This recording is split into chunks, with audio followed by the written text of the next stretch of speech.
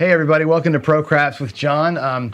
Today got a special afternoon episode for you. We're going to go live here. We're going to work on some Don't Pass magic today. And I've actually got somebody that I would call the wizard of the don't. And let's go ahead and bring him in here. Let's see, Greg from 555 Craps. How are you doing, my friend? Hey, John, great to see you. I'm doing just wonderful. Thanks for having me on today. Absolutely. It's been a while, and everybody asks about you. You have to know that the craps world, super caring bunch, as you know, and they're always asking me, how's Greg? Is Greg okay? And they've asked Waylon, because I know that they know Waylon talks to you as well, and just give us a little update on how you're doing and what's going on. Well, I'm doing fantastic. Unfortunately, the channel presented a little conflict with my work. My boss pretty much let me know that it would not be in my best interest to be live, to have a YouTube gambling channel. So, yeah, with that subtle little word from him, I had to take everything down. Not just not continue with it, but unfortunately, I had to take everything down and stop. Now, I actually got permission to do this live today, so I'm okay with this, but now this is going to be my final appearance, and I feel blessed that it's on your show. Not only that, I got to say this to the people who are watching this. My time with you, I didn't, this is just not something I said on my channel. I love you guys. I really do. I consider you my craps family. And I feel like I was very blessed to be here with you. I learned a lot from you, believe it or not. As much as you learned from me, I learned from you because you gave me a different perspective, a parallax view on the game, as it were. And I think the whole thing was a very rich experience for me. So I want to tell you guys, I love you. Thank you. And you will not be forgotten. That's awesome. And it's funny, Greg, we talk about this a lot. You and I have talked about this, but not really with everybody else so much. It's an interesting thing, this YouTube experience has been. Like, there's a little bit of, we like to teach, we like to do the math, we like to hang out with people. But at the end of the day, I consider you one of my closest friends. And we've met in person one time, one afternoon, we played. But the emails we've exchanged, very deep, right? And you and I, it's amazing just how close you can get to somebody with just this online thing. So I treasure our friendship, and I think it's I think I treasure that with everybody that we have these interactions with. Yes, I feel the same way. I feel the same way. I treasure my friendship with you. It's not just the craps thing, and like you said, I treasure the friendships with everybody here. Yeah, it's just been a phenomenal experience for me. Yeah, me as well. So why don't we get to it? You and I were talking over email, and you had said, and a lot of people are like, oh man, where's all Greg's stuff? And obviously it's not there anymore, but you said to me that you wanted to let it kind of live on, and maybe in some small way have me sort of curate it a little bit, or sort of hang on to it and be kind of maybe the conduit for it. So I think what you wanted to do today was kind of showcase a couple of your don't strategies, your better ones, right? Your 555 don't, your Andre, your ultimate Andre, and maybe roll them out a little bit for everybody to see it again live, and then I can roll it out. You can kind of pass the torch, as it were. What do you think? Yes, that would be wonderful. Yeah, I would love people to have a viable source to watch don't material, and you are, in my opinion, the top craps guy in the entire community. That's just my opinion, and I'd be honored if you take the. Well, I think so. So take it for what it's worth. And I would be honored if you would be the face of 555 craps going forward. And listen, John, we're friends. So if I have any great revelation in craps, some breakthrough strategy, I'll give it to you. And you can show it and share it, and be the 555 label as well as Pro Craps. So that would be just awesome. I'll make sure that your logo is on all these videos. If I ever do more work on these things, you'll be the owner for sure, and the driver. But yeah, whatever else you've got, you can always send my way, of course, and we'll all super appreciate that. So let's get to it. Let's go ahead and show folks what the 555 don't method looks like. So this is one that you've started with, and it's actually one that I really admire this one a lot because of its simplicity. And you've said in the past that this is the one strategy that dealers have said to you is the reason why you win all the time. Let's talk about it. Okay, well, you know a little bit about my history. I started like everybody else, playing the pass line, playing the numbers, the box numbers, what I call the elephant graveyard. And I just figured that this is not the way to go. I thought for myself, having looked at the game analytically, that the best way for me with a low bankroll at the time to make money was to keep a very, very low volatility game and play the don't with the best math in the house. And this is how this was born. Now, for me, when I started playing craps, I started oftentimes with $200, not much money, go to a $5 table. And I figured the best way to preserve my bankroll was to actually keep the odds standard, to have them so they'll offset potential come out losses. Now, you have an 8 in 36 chance of getting whacked here on the come out roll. It comes out to be about a 22% chance overall. So I wanted basically the 5 out of 6 chance that I won't roll a come out roll. I wanted to have, well, this is actually a 4 out of 6 chance to get a number set up here. I wanted to have some odds to offset that, but I didn't want the odds to be so out of control that it could hurt my small bankroll. So when I started this, I did the calculations, and on a very low level, we'll show this. I actually decided that the best way for me to go would be a $5 bet to a $6 bet in odds, 5 to 6 ratio. Now, of course, now I play at 25 with 30, but you can scale this to whatever your bankroll is. And the idea here being is that you will not usually, now anomalies happen, guys, but you will not usually knock off so many come out winners that these odds will not offset them. And that's how the 555 don't was born, and this is how I played it. A little grindy at this level, but it worked. And this is what I've been playing for the 30 years that I've been playing. Anything else was just gravy on this. This is how 555 was born. Do you so let me ask you a quick question here. So when you're playing it this way here, you're saying that you're going to get whacked on that come out, right? You're going to get burned. 1 out of 6 times you're going to get burned, and if you don't get burned and you have a number set, you're a 60% favorite most of the time on average to win that don't pass bet after that. So the odds winning 60% of the time offsets the 20% of the time you're going to get beat on the come out. Is that your math behind that? Yes, absolutely correct. That's exactly my math behind it. I'm not expecting to get whacked enough on the come out roll that 60% chance of me winning will not cover it. And that's the whole thing in a nutshell, just like you said. Mm-hmm. Cool. What's great about this, you can actually play this to whatever level you want. So like I said, if you're playing at a $5 table, 5 with 6 works. If you're playing on a $25 table, you can play a 25 with 30. Now, let me just show you one more thing about the don't. Now, me personally shooting about the 555 don't. Let's just say that you wanted to take 1x odds here. 1x odds on a point of 6 would actually be the 30. Where you get into trouble here is where, as these bets keep creeping up. Now, a lot of people on the 4s and 10s load up. These odds start to get very expensive when you start knocking them off. And I have been known to knock off 4s and 10s. So for the same 1x odds here, I have to play 50 on the 4 and 10. Now, most people play more than 1x odds.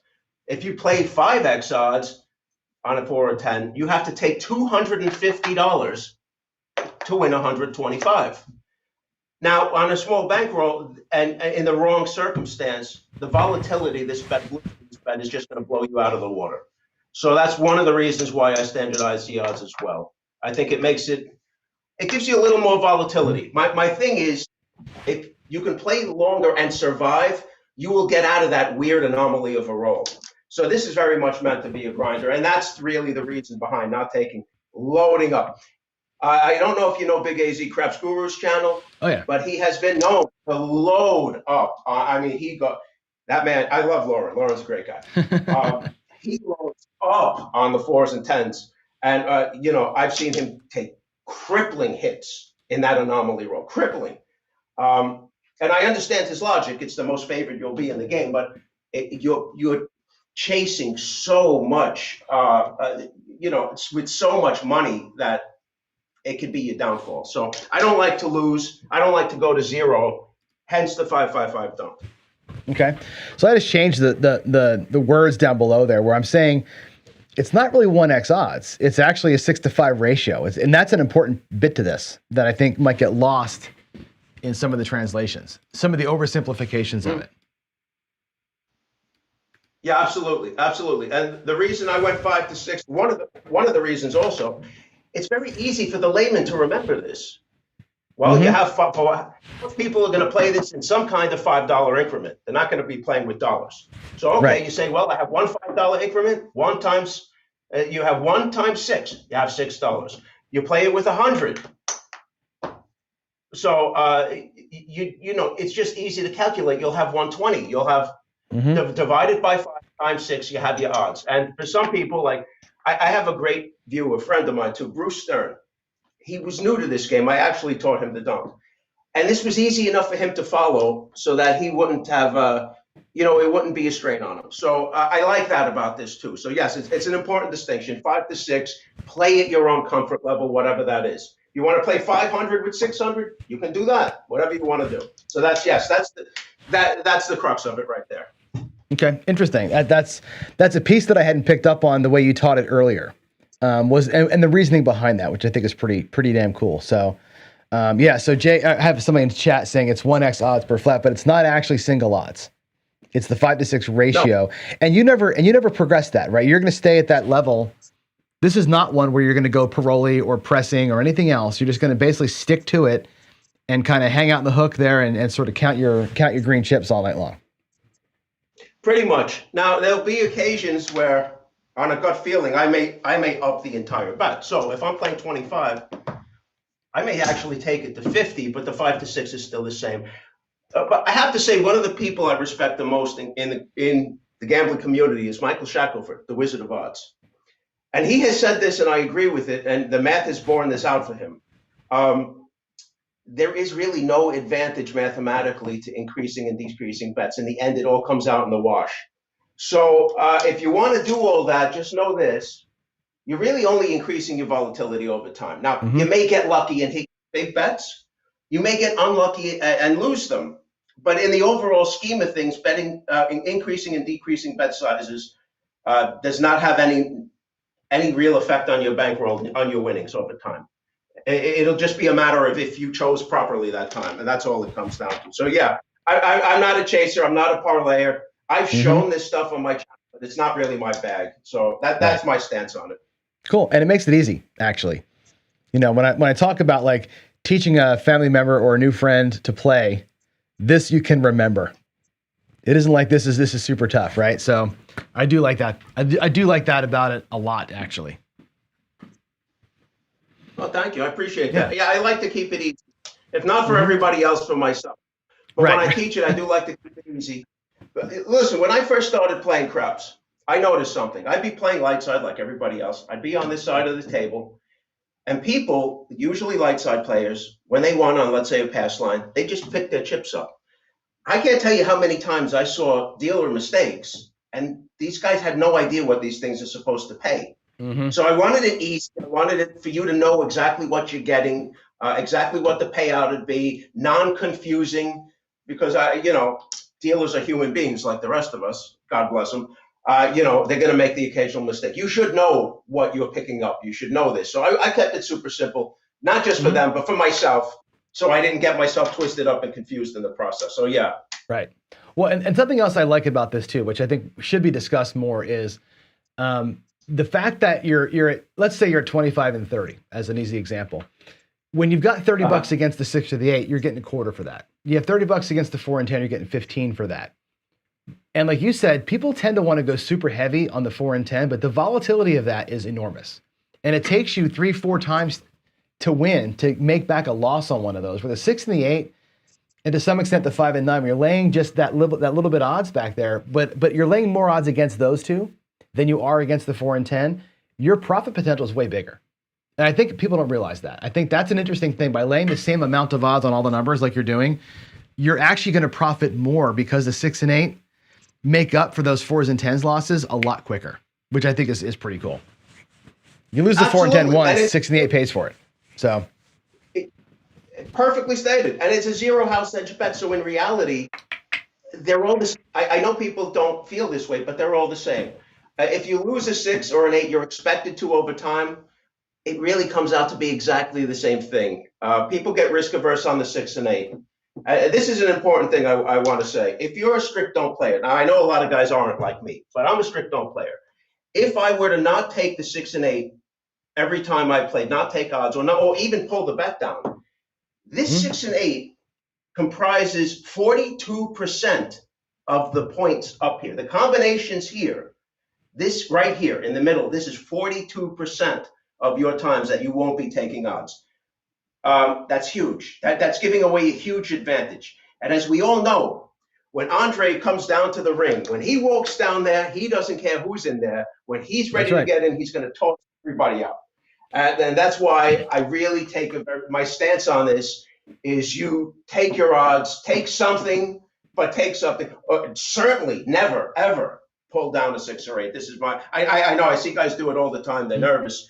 But when you do the math on it, the losses, the come out losses you take, and then not taking the push on the 6 and 8, horrible idea. Horrible idea. Agreed. You want to roll it out some? Yeah, sure. All right, let's see if I'm on fire. Let me get a couple of dice. Get angry at those dice. You know, I throw the dice like I have a grudge against them. But I do want it to come out random. I don't want people to say I'm fixing results. So anyway, let's do a $25 bet just for simplicity's sake. Grab 2 dice. And we're up. And we have a come out 7. And like Taylor Swift says, you got to shake it off. So we are going to lose here. I consider this the cost of doing business. You just have, listen, they're not giving you the advantage up here for no reason. Right. The house always has to maintain an advantage. So it is what it is. You got to earn that advantage for sure, right?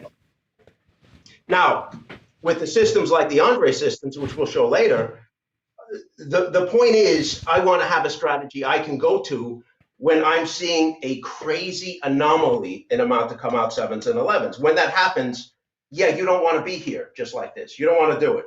A 22% chance of rolling a natural can in reality turn more to a 50% chance. It won't turn into it, but it may appear as it acts like it. Yeah. It'll act like, exactly, perfectly stated. So, okay, we're coming out again. But for most times, I can survive this way. And this has been my bread and butter. And we have a 3-2, fever 5. We will take, you know, as I'm getting older and I can afford it more, I oftentimes will go to 60 here. But we will actually do the 5-5 don't as it was intended. And you see how hard I toss. And we have a 4 and a 3, a 7 up. Greg did. There it is. Well, so again, I mean, and this perfectly shows it, John. I took a loss of a quarter here, and my 30 odds on a point of I had 5. Wait, no, yeah, it's 5. Yeah, mark the point 5. I'm going to get 20 of it back, and 30 will pay 20. So as you can see over time, and this was a very short-term cycle, I have eaten into that come-out loss. Now as you roll more and more, and probability starts to write itself more, you'll see that I actually wipe out that come-out loss over time. And that's the whole point here. So should we do another few rolls? Yeah, sure. And then while you're doing it, I have a question for you. And I'm just because you're my friend, that I give you some grief here, right? You don't believe in dice control, right? At all? Not at all. Not at all. But you throw the dice super hard to make sure they're random, which means if you don't throw them hard, are you saying that there's a chance that you would have controlled them? No, but there was a chance when I had a channel that people would think that I was controlling. John, you got a YouTube channel, and you know how people can. They're going to say, "Oh, you're shooting from half length from a few." Of course, you control. Of course, you're getting all 7s because you're controlling them. So right. I wanted to erase all doubt. There you go. In my mind. That's great. So I'm controlling that with that throw. You're telling me I control the dice at all? So no. You know. Yeah, right. And the strange thing is, nobody ever called me out on. Then nobody ever said that to me anyway. So you know, I've happened to be blessed with the best audience in craps. I love my people, so they never did that to me anyway. But you and I lose enough. You and I lose enough to not get called out so much. Like I lose probably 60% of the time that I throw online. So people aren't accusing me of anything, and they never accused you, as far as I know. No, I haven't been accused, so thank God for that. But Yeah. you know, I like to see the truth. You know, something when I get beaten on something, I actually like to use that as a teaching tool, because I'm not expecting to win every time. Don't get that out of your head. Anomalies happen in craps. I've rolled 6 come out 7s in a row one time. Another time I rolled 4 hard 4s in a row, and I actually like to see these anomalies because they really show you don't get too secure in any betting system or any dice control. Like for me, the thing with dice control is you only have a 16% chance of rolling a 7 on the come out roll. So now this is where dice controllers get in their heads. They think that if they're rolling well, that they did something, when in fact they had an 84% chance of succeeding and not rolling that 7. So now maybe some of them can do it and maybe they can't. But the why of this, the why your number came up, it's really hard to read because you don't know. You had such an overwhelming chance of success. I mean, really, honestly, 84% is a high chance that you're not going to roll a 7. So the question is, why did you not roll that 7? Was it your dice control, or was it just luck probability? John, you know, I did that private video that I just rolled the fire bet out, trying with a complete don't strategy. I destroyed myself on the don't, and I rolled the fire bet. And I like I told you, that is, I mean, the chances of rolling a fire bet are astronomical. And I actually did it. It's the only time I've ever done it in my life, or even seen it, and it was right here on my own table. So expect the unexpected in craps. That's just how it is. Truth. All right, let me get to this. All right. Okay, 6-3 need a 9. Mark the 9. And again, now at these levels, I'm very comfortable as well with a 1x odds. So if this really doesn't do it for you guys and you want to play the don't, you can do that. But I'm happy here with the 5-5-5 don't. I'm comfortable you got to know what your risk aversion is. This bet does not make me nervous. If you're playing a bet that makes you nervous, you might want to rethink the whole thing because you could potentially be an adrenaline junkie. That's not good. You want to make good decisions here. And there's a 6-2-8, easy 8.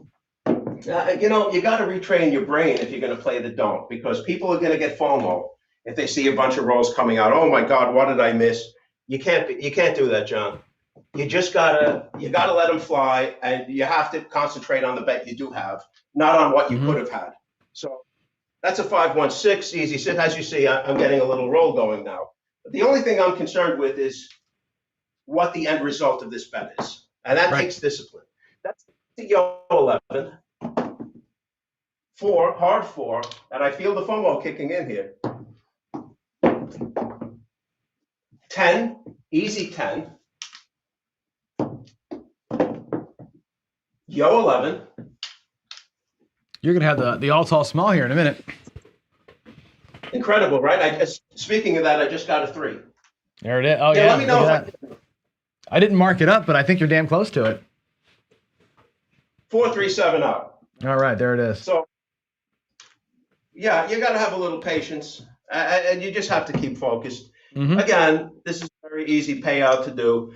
25 pays 25, flat pays flat. 30 will pay 20 on a point of 509. There's a quarter at 4, a nickel. Puck comes off. So if you need me to do another couple cycles, I'll do it. But I think this is pretty straightforward. That's very straightforward. Let's head over and look at the Andre, the regular Andre, the original, the OG Andre, as they call it. So the OG Andre is one that came. You did that about a year ago or so, I think. And I like this one a lot. This is one of my favorites, actually, of yours. Let's talk through this one. And I think I've got it right on screen. It's a 1-unit don't and a 2-unit pass. Let's talk through the logic behind that. Okay, well, when I first started playing craps, I was very mindful of the math. So while I was formulating this particular strategy, I said, you know something, the part I don't like about this don't bet, I have a quarter up here, by the way, is the come out roll. Can I possibly play this bet so I can profit on the come out roll? And over time, mathematically speaking, over time, when probability kicks in, make money on the light side, make money on the 7-11 as opposed to the 2, 3, and 12. So what I came up with was a 2-unit pass line against a 1-unit don't pass. Now, once this hits, once I get up here in the elephant graveyard with the point established, then I want 5x odds. So, and I designed this for situations where I was just getting pummeled on the come out rolls with naturals. Well, when that happens here, I'm getting paid. So I'm expecting the naturals to outpace the craps. So this will over time absolutely yield me a net return on the pass line side of it. And then it will average out because I will take less money and win on the don't, but I will have the advantage here on the odds. So that is fully what's behind this original Andre. I like it. I like also that you can play this.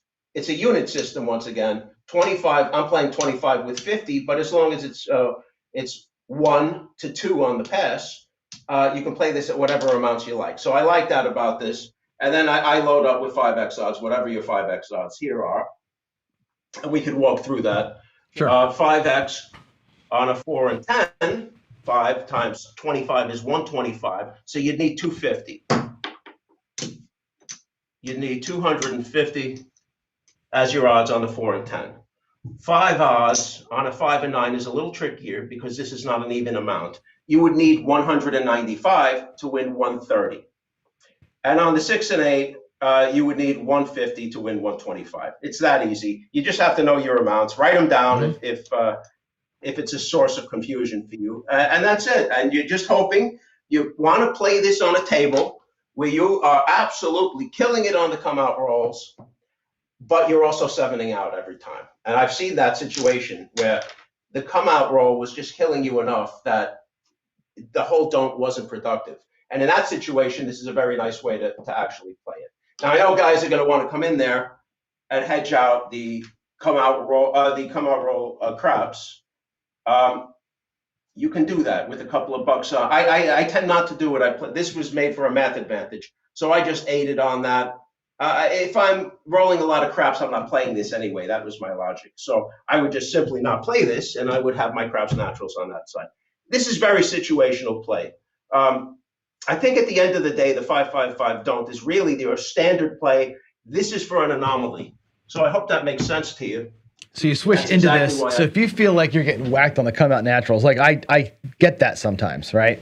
This is a switch into, and this is not your long-term play. This is a like get me over the hump kind of a play for you. If you're reading your table, is that how you use this? Yeah, exactly. It's a situation where I can't get there on the don't. But I want to enjoy those winners on the 7 ounce. But sure. I can't get there. I consider stuff like this a tool in my tool belt. I don't want to use it every time. I have a beautiful hammer in my tool belt, but it's not, if I'm trying to saw a piece of wood, I don't want to use my hammer. It doesn't make any sense. When you see those anomalies, I want to play into them. And that's what gave birth to this first Andre. And as you know, Andre the Giant, he's the most powerful number on the table. I want him on my side every time. He's the boss. And when he comes down to the ring, I want him on my side. So even though he's my best friend, I don't want to be in his way when he's in a foul mood. And Andre gets in a foul mood once in a while, as we all know. So yeah, that's where this was born. And so from a volatility standpoint, right, this one here, so here you're coming out, right, you're obviously you're upside down here for a craps number, which is going to happen. And that's a risk, and we can talk about hedging all day long, right? That's a risk I'm willing to take as well. Like I don't care about the hedging the small ones, like the 2 and the 3 or whatever. Once you're up though, right, once you're on a point of 5 and you've got your 195 out there, what does that look like volatility wise? Because that's a big jump from your regular 5-5-5 don't when you're jumping into having nearly $200 in odds out there. What is the possible good and bad outcomes from that? Can you do the math with that for us? I mean, yeah, if you're just getting pounded, if you're making points, you got to stop playing this. But you don't have to play it at these levels. I'm just using this as a very simple to follow demonstration. I would be more likely to actually play this with a $5 and $10 bet, or a $15 and $10, or something along those lines. I wouldn't necessarily play it at this level. But I like to keep it. Yeah, but if you were, you'd be at 195 on the odds on this particular roll here. So if the five, which is your actual Andre in this thing, Andre's little brother, the five shows up, you're going to actually lose 160, right? You're going to win 25 net on the lines, and you're going to lose 195. That's a pretty stiff penalty if they're hitting their points on you for sure. Absolutely, and this is not the type of thing you want to do every time. Like I said, this is for that anomalous, crazy situation you find yourself in. Yeah, I mean, it's not a one-size-fits-all. The 5-5-5 to me is almost a one-size-fits-all fits-all bet. This is not that. This is playing this for a very specific reason, because as you pointed out, you're going to take a hit on here. I like that you can switch to, and in fact, I think for my personal taste, and again, it depends on table size, right? Table limits, but if you're at 25 and 30 on the 5-5-5 system, and you're getting beat on the come out lines, right? On the come outs, and you switch to this, but you go 10 and 20, and then your max odds, your 5x odds aren't going to destroy your bankroll. Like, reduce down and go Andre at the same time as a way to switch out for a few minutes. I like the fact that you have this as, like, as your other wrench in the toolbox versus just beating the same old drum with that hammer every single time. You can't do it. Yeah, 100%, 100%. This is for the anomaly situation. Listen, as a don't player, if I see that anomaly situation, there's a tool that I have on my tool belt that I employ very often, and it's my running sneakers. I'll put them on and I'll skedaddle. I don't need to be there, but if I otherwise see that this is productive, I'm seeing every point I'm 7ing out on, this is where I want to be. But if not, I put on my my Nikes. Hopefully they'll give me a Craps endorsement. But my Nike, I'll put on my running sneakers and I'll skedaddle. I'll shoot out of there like a bat out of where, because I don't want to be there. But this is an alternative in an otherwise productive session that I have someplace to go. Yeah. I like the framing of that. I think the framing of that's perfect. I think the framing of this version of your don't strategies as it's like a retreat to your corner kind of a thing for a minute. But then this is not your walk-up strategy, which I think is important, because I think when I first saw your videos on the Andre, I'm like, that's really cool. And then I'm like, wait a minute, that's a lot of volatility. And now we're talking more about it. I'm like, I get the fact that we're going to use this now as let me just take a breath for a minute and stop getting my butt kicked on that line. So I like it. Yeah, in the right situation where you're otherwise seeing 7 outs, you don't want to still wind up losing. Let me tell you something, John, and everybody out there. The biggest killer of everybody, all craps players, is the choppy table. And that's exactly what this looks like on the don't. It looks like you hitting too many come out winners. That's going to be your choppy. I've been on tables where both sides have walked away losers. And the pass line players have said, oh, you must have did well. No, I scaled back. I stopped playing because I was getting my butt kicked just like you were. It's just it took a different form.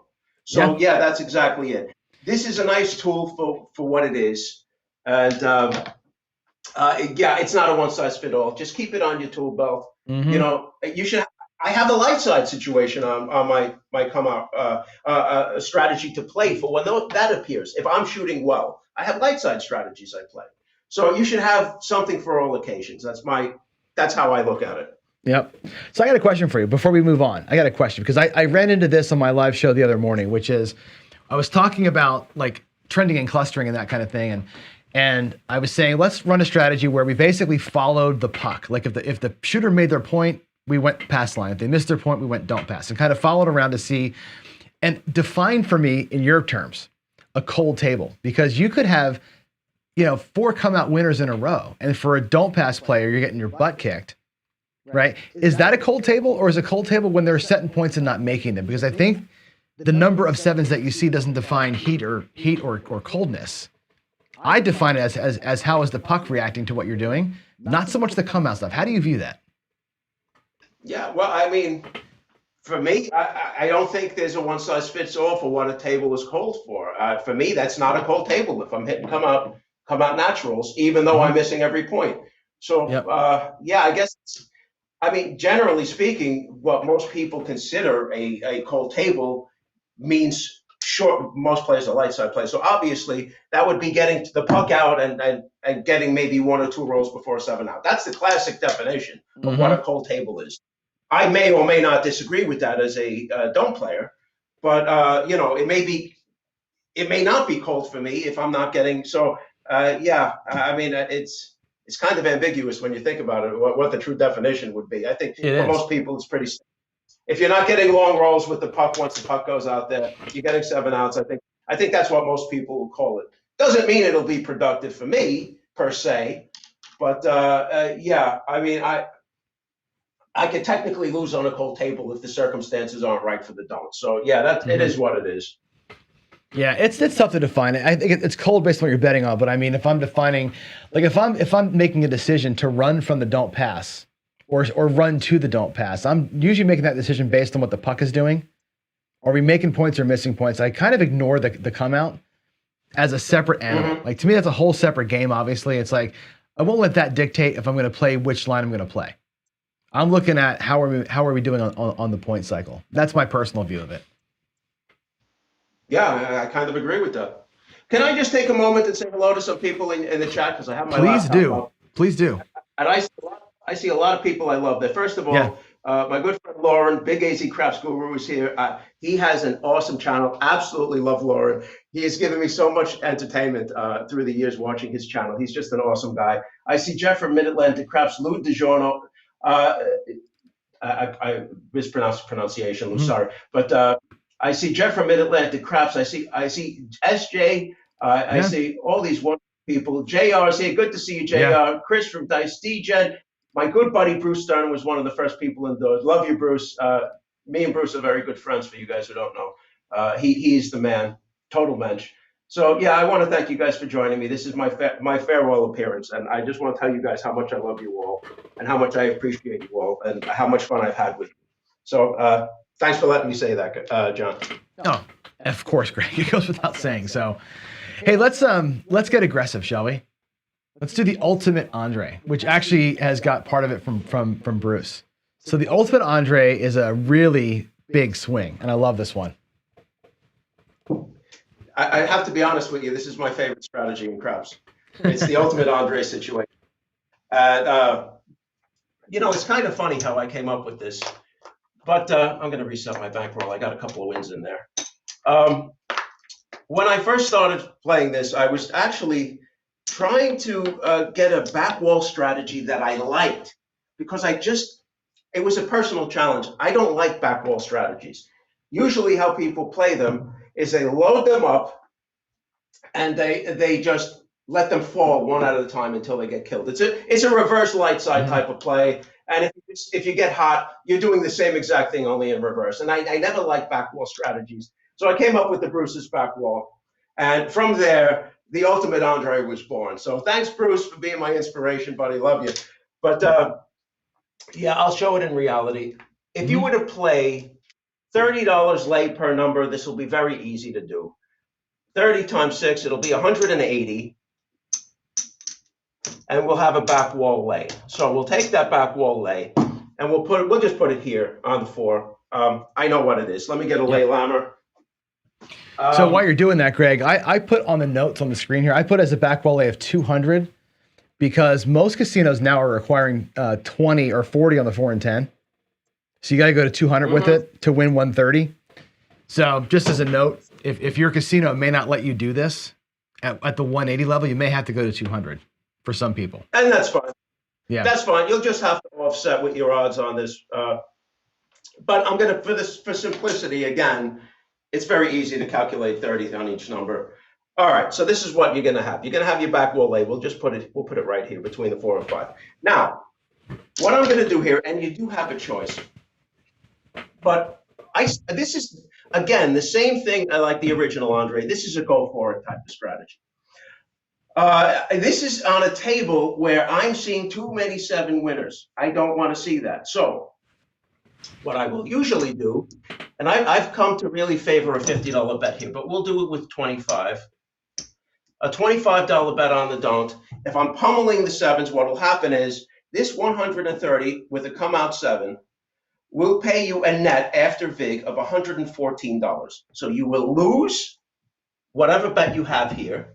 but you will win a net of 114. So that means you're getting almost $100 swing. If you get 2 or 3 come out sevens in a row, you're not getting hurt here. And then once you get to the next phase of the bet, that's when you're going to go to your 5x odds. So 7 is essentially always going to be your friend, and I love that. So again, situationally on that table where 7s are just killing the don't player, I'm actually in a situation where I'm making money. Now, some people, and it really depends on your play style, would prefer to actually take a larger bet here and maybe even take 100. I mean, you can play this at any levels you want to play it.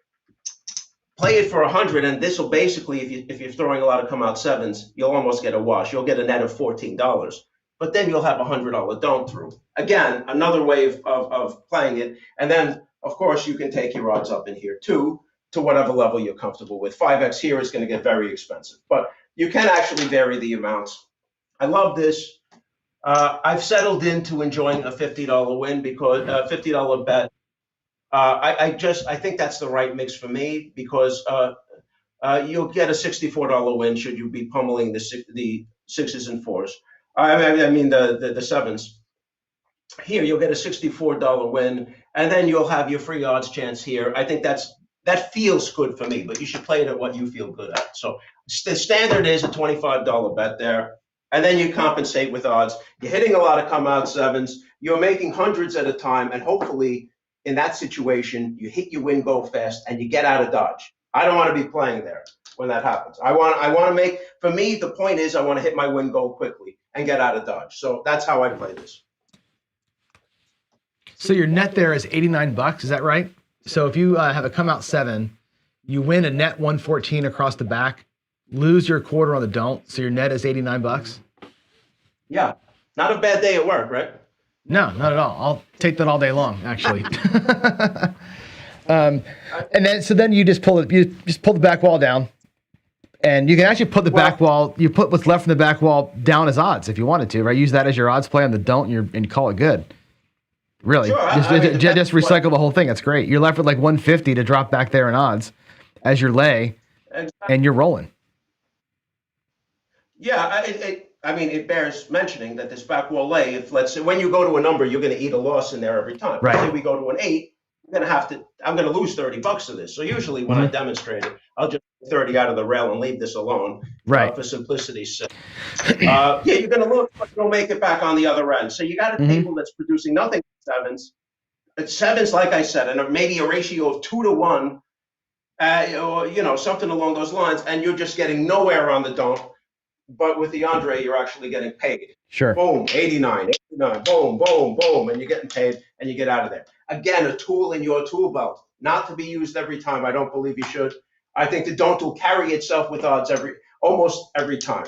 But this is a great tool to use in that situation. And I've used it to.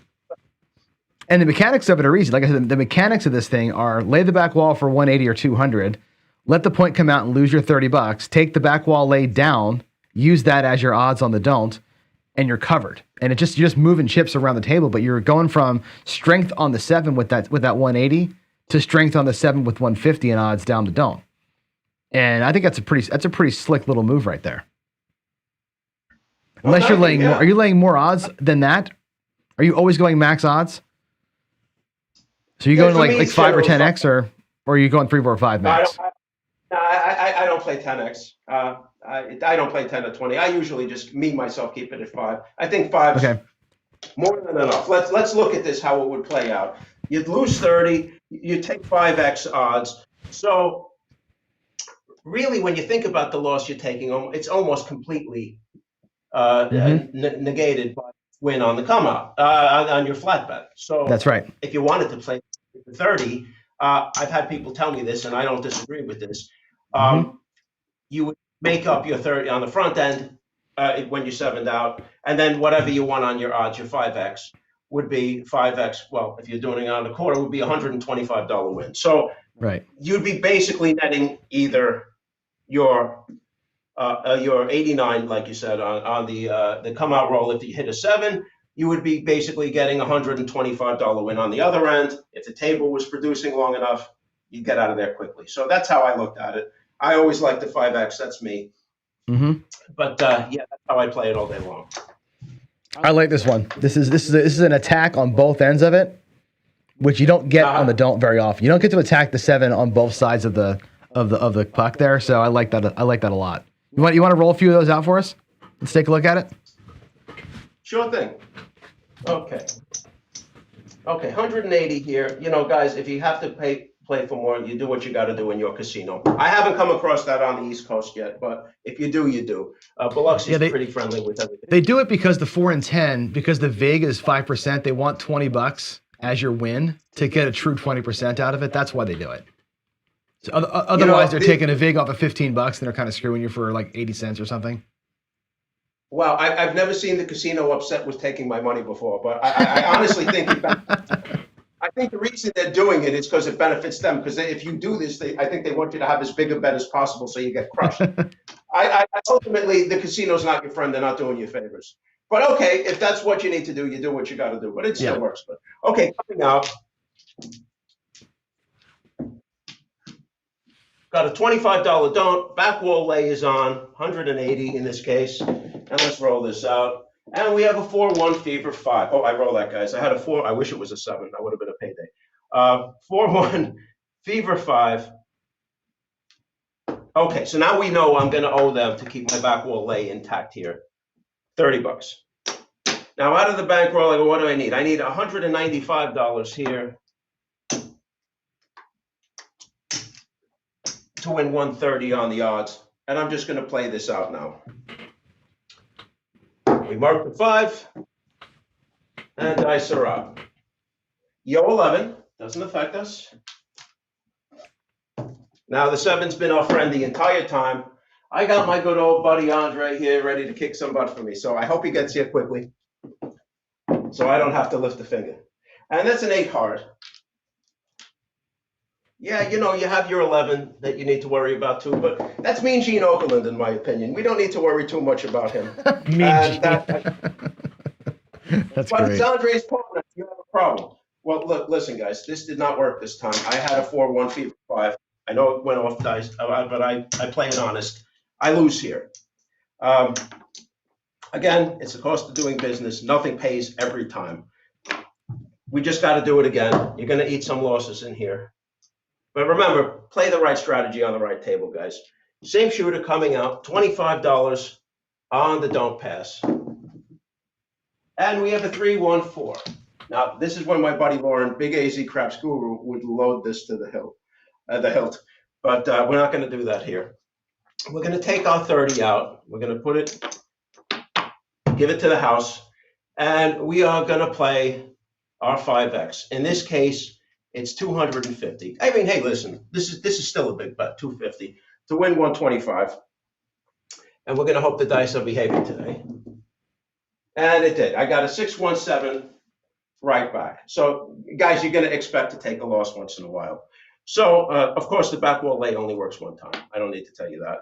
25 pays 25. 250 pays 125. Boom. Odds come down. And we take another stab at this. I hope we see some come out winners, because that's really the point of playing this. So, brand new shooter coming out. Puck comes off. Back wall lay is back up. And John, I'm very happy that you decided to actually to be the face of 555 Craps, because we really don't have an old don't playing Craps channel anymore now that I'm gone. So I'm so glad you agreed to do this. Thank you, brother. I love you for that. I love you too, Greg. Of course. It's an honor to be able to kind of run with your stuff. I mean, it really is. And you know me, I love playing the don't. I do a lot of right side stuff on my morning show, and I put a lot of right side stuff out there. But when I go and play with my actual money, this is what I'm doing. Yeah, absolutely. All day long. You know, you told me that one time, John, you went to the casino. You were playing, the dice were on the opposite side of the table. By the time they got to you, you made $200-$300 on the don't, on everybody else. Yeah. I love that. That's what I find. And the problem with that story is this. I wanted to shoot so bad I stayed. And I shouldn't have shot, because when I shoot, unlike every other idiot, thinks he can shoot great. And I went 110 inside and 0.7 down and lost a big part of what I won on everybody else back. And that's why, that's why I use the horseman. I'll go don't pass on myself. I'll get a couple of come bets up there set, and if I happen to go off, then I start making money that way. I'm going to come at it from behind. So at my core, I'm with you. Yeah. The thing I like about the horseman, everybody knows how to handle this, even though it's your strategy.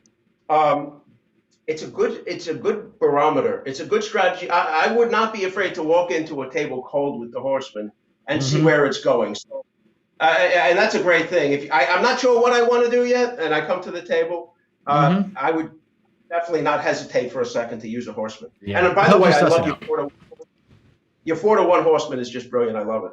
Absolutely love Great. it. Okay, we're all set here, and we're going to try to roll big red. Come on, Let's get Andre. that big red. That is a 6-2, 8 easy. 9, Nina 9. Oops, I rolled that, guys. I apologize. It was a 9.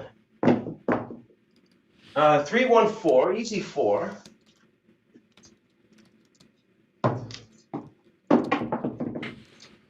And 10, easy 10. 10 on the end. 8 easy. See, now the FOMO's kicking in. I know it. I know this in the chat. Guys, relax the FOMO. And that's a 6 easy. 5 and a 1. Oh, I could have made all this money on the don't. And the second you switch over, you know what happens, John, don't you? If you want a 7, just bet the 6, Greg. That's the whole secret. Hey, John, remember that time you did the buttercup? Oh yes. Oh, yes. You could not roll a 6 and 8 for like 30 rolls. You could. The math on it is insane. That's an 8 easy, by the way. This is an 8 hard. I always say expect the unexpected in craps. So, yeah. Well, the other day at the casino, Greg, at the casino, I rolled 39 times, no 10s, not one 10.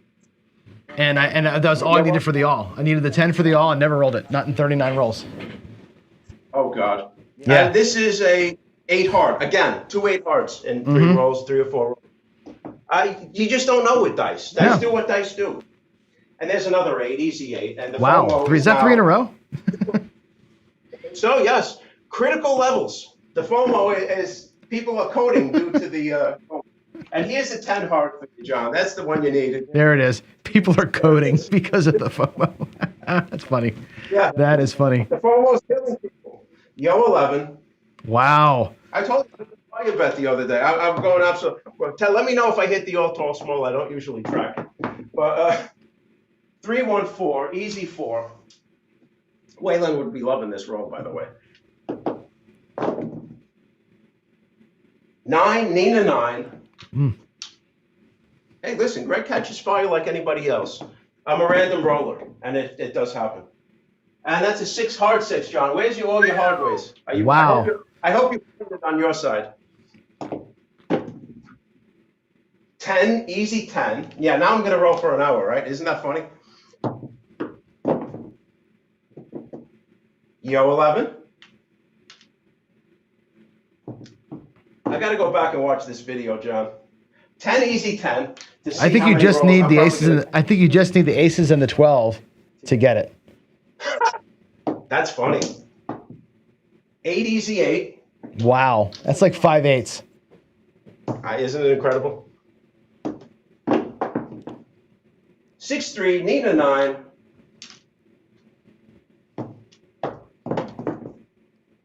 8 easy. Oh boy. God, it's times like this I want to have roll cracker software. And we crushed it on a 4-1 fever 5. Oh no. We just lost. Hey, listen, you're only going to get the truth out of me. Well, yeah, I mean, right strategy for the right table. It's not working right totally. now. Let's give it another. Yeah. But, when I had a channel, I was never the type of person to tell people, I win every time. That's a bunch of malarkey. I don't teach that stuff. So listen, guys, you're going to see the truth here. Sometimes it's pretty and sometimes it's not. Okay, same shooter coming out, $25 on the don't pass. And if we go down swinging, whoops, no roll. If we go down swinging, we go down swinging. 538. Okay, mark the 8. We owe $30 here.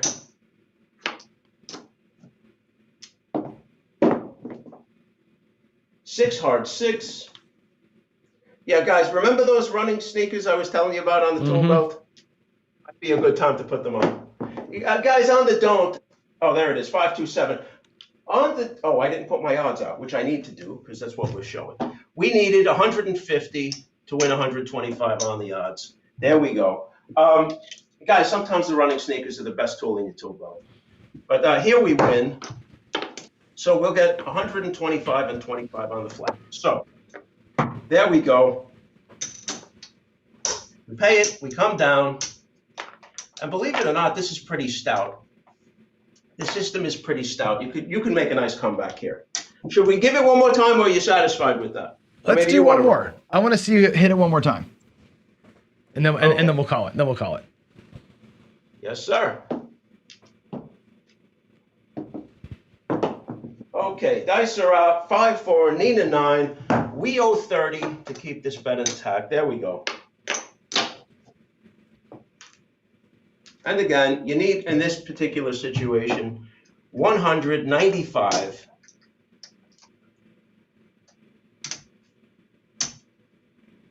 to win 130. And we're going to cycle for a 7 out. Let's do it.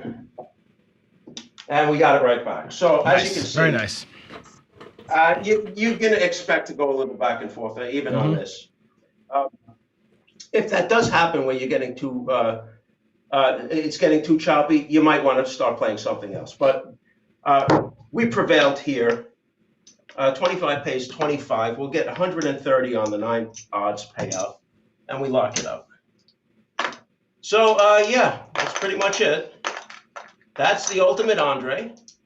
And again, guys, use it situationally. I don't want you to get in the weeds with this, because you can certainly see how this would hurt you if it was the wrong thing to play with. So, yeah, I hope you enjoyed that. I love that one. Yeah, there's big swings in that one for sure. There's a little bit of volatility there on the odds, but the big swings go for you in both directions, right? I love the 89 to whatever it is on the, or $60 to $89 on the come out 7 is great. And of course, when you're on a negative table, what I would call a colder table, because the puck's not being hit, the points aren't being hit, you're going to rack on that don't pass. That's a quick hitter. That's a 2 or 3 shooters and out kind of a deal when it's going your way, because you're going to get good swings in there for sure. Yeah, and I have noticed also that if you play this long enough, it'll right itself too. Like believe it or not, it is very sturdy. Although losing on a few points may make people skittish, especially at these levels. The don't pass, here's the thing. The don't pass will always right itself, right? And the pass line will as well. They both will right themselves. They're both about a 50-50 bet when you take both, the come out phase and the point phase into account.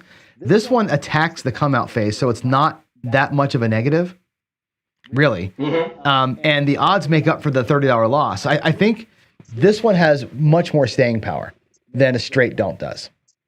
Even though there's more money at risk, it'll recover faster and it'll stay healthy longer, because you're not getting upside down on those come out rolls. Where the regular don't pass, you got a lot to make up. You got a lot of ground to make up when you get beat there 4 or 5 times in a row, and that'll happen to you, as you know. Agreed. And I think the thing with this thing is you also have to be willing to stay the course with the don't, because the don't sometimes takes time to catch up, but it's very stout. Like if you can play a don't for 4 hours, believe me, you're going to see most times, if you don't win, you should come out at roughly even, because the don't does recover, because you're just not expected to hit point after point. So you have to, you have to be able to play a game with the don't. It's just how the don't is, how it works. That's true. And like you said earlier, and the bane of this would be, oh God, we're hitting all these points. Let me drop, $66 out there to cover the insides while this is all happening. And that's when Big Red comes, right? And you end up not picking a side and getting hammered, Now sometimes I do play some hybrid stuff here and there, like short term purposefully. But if you jump into the middle of that roll like you were just doing and try and grab some inside stuff because you feel like it's going your way, you're in trouble. You got to be patient. If that's your predisposition, stay patient. You're going to get your wings clipped if you do that a lot of the time. So really, there's no point in playing something like this if you're going to give away your win. Um, Hmm. and it's like Murphy's Law will kick in, and that's when the seven will come. I've seen it too many times over the decades that people get impatient and they come in, oh, just a few numbers, I got the FOMO, and then boom, seven out right there, and they double picking. It does Absolutely. happen. That's how you make the seven come. You start betting inside in the middle of a run like that, and it's going to show. So, all right, sweet, Greg. We got to call it here, man. That was a great hour. Well, thank you. I really enjoyed it. Unfortunately, guys, I have to tell you, this is going to be my farewell appearance. So I want to tell everybody here that how much I really loved and appreciated them through the years. I see Dan DBD here. He's been a great supporter of my channel. Dan Herrera. Thank you, guys. I love you. I know I won't be there, but you never know, guys. One day you may go up to a table and you may see somebody playing a 25 with $30 odds bets, and it just might be me. So maybe I'll see you out there. But, thanks for joining me and being a part of my life and my craps family. I love you all. Greg, we all love you too, man. I'm honored to call you a friend. I really am. Ditto, brother. Ditto. All right. Well, with that said, we're going to go ahead and cut the feed here, and you all have a great rest of your day. We'll be doing some more videos on the 555 strategies. I'll put my John explanations to it. We'll do some math with it. We'll have some fun with it. I'll roll them out more often, and always with a head nod to the master, to the Wizard of Darkness, Greg. Love you, brother. Thanks, John. Same here. I know you'll make me proud, so thank you. You got it, man. Thanks for trusting me with all this. I appreciate it. All right, man. Take care, everybody. Good seeing you a final time. All right. God bless everybody. We'll see you in the next one. All right. God bless you.